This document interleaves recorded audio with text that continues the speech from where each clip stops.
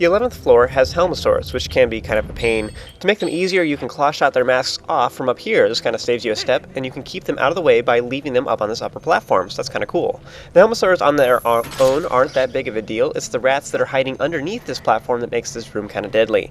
Now you can actually use the target in the middle of the ceiling to lower yourself down, which lures the rats out from under the platform, and then you can either claw shot them from up there, or you can claw shot to this upper platform again, and then drop a bomb down to kill them.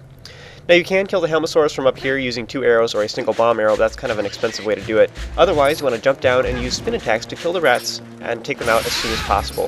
This room can be pretty deadly. This is kind of a nasty combination because the Helmasaurs are constantly rushing back and forth.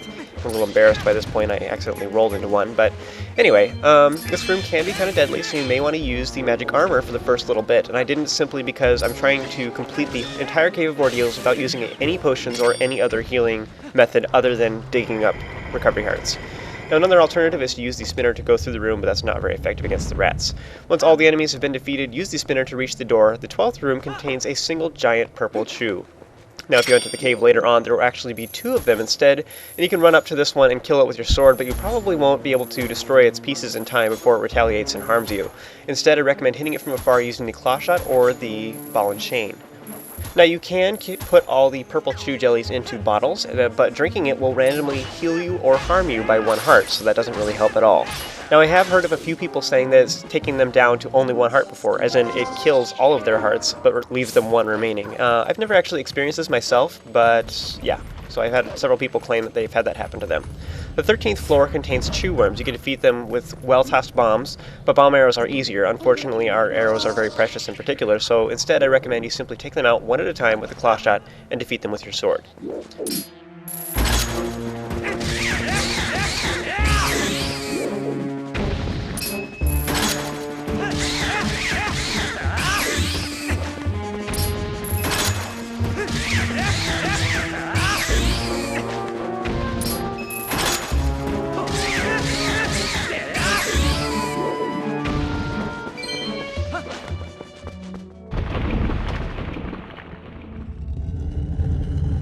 The 14th floor contains bubbles that will come alive once you get close. You can toss bombs down from here to take out a few early on, but they're pretty easy to defeat, so I wouldn't worry about it.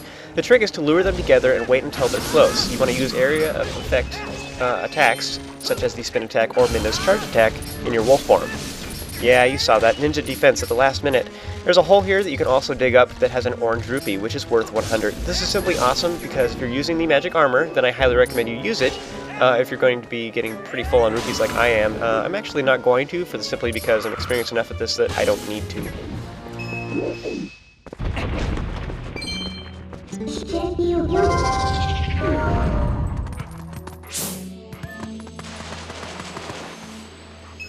The 15th floor has a lot of club moblin, which will smack you as soon as you get close, because they are, unlike a lot of other enemies that will attack you after a moment, these ones actually hit you pretty immediately, so because of that you will need to keep your distance. You need to run in and just defeat them as quickly as possible. You can use spin attacks, which is smart, but you can also try using bombs with a spinner if you really want to have fun. The most effective method, in my opinion, is to ball them up and use Minna's charge attack in your wolf form. This will easily take all of them out with very little effort.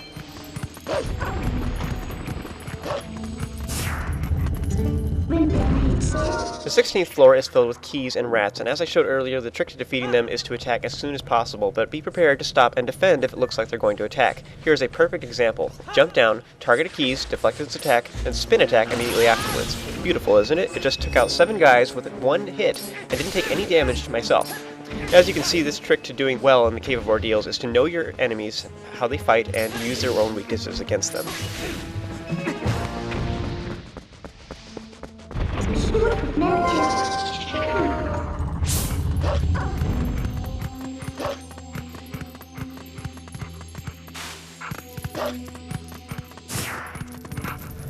The 17th floor contains an Poe as well as 10 Stalhounds. The skeletal dogs are by far the biggest threat since they stay pretty close to you and attack more frequently, so I recommend you take them out first. The Poe can be avoided occasionally, but one trick you can do is to taunt it into attacking and then quickly run to the opposite side so you can fight without worrying about it. The Stalhounds themselves can be killed with your Hylian form, which is a little safer because you can defend against their attacks, but it's also harder to avoid the Poe that way.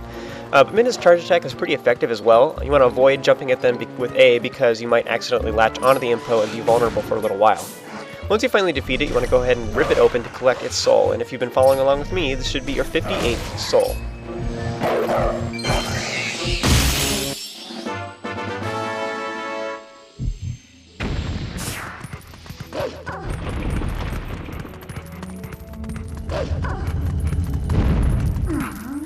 The 18th floor contains levers that will appear once you jump down. The best option by far is to use this spin attack, but I recommend you wait until they're close enough until they start closing in on you so that you kill most of them all at once.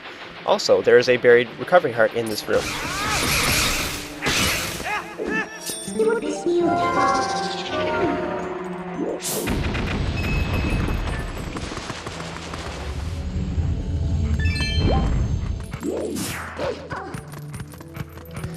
This room contains a ton of chews. As soon as you enter, you'll see a rare gold chew that is glittering in the ceiling.